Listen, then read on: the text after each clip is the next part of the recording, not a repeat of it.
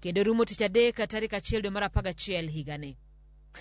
Moko kuom jotelo mag kweth mobalo gi piny owacho e pinje Afrika oseyo wach lal demokrasia e pinje mag Afrika.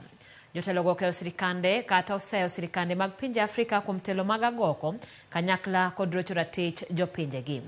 Kotelnegi kod Martha Karua kod Yasin Paul mawuok e piny Senegal giseyo telo marach ka gidwaro pinje omi luor kata omi luor katiba matayogi.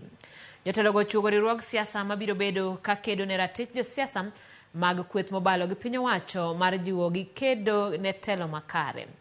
E romo mane gibago buore Nairobi, jotelo go oramo ni ok gibi dok chien e dwaro margi mar tego weche mag demokrasia e pinje magi kata tek kata yot.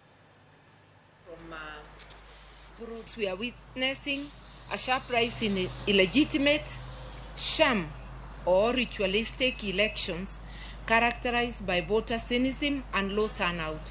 And we observe that in the just concluded Nigerian election, 97 million registered voters in Nigeria. Of that, only 25 million voted. That is 27%, of which 8.8 voted for the eventual person declared winner. Until President Macky Sall came to power in Senegal, he decided that he is going to, and publicly said that I will reduce the opposition to its lowest representation. And that is what he did.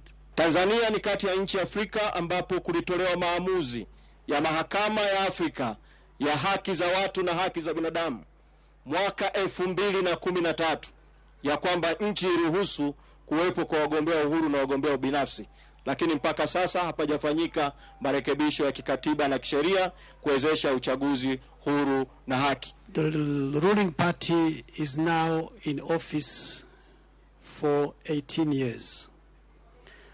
And in this period, the main preoccupation of these rulers of ours is to divide and weaken the opposition.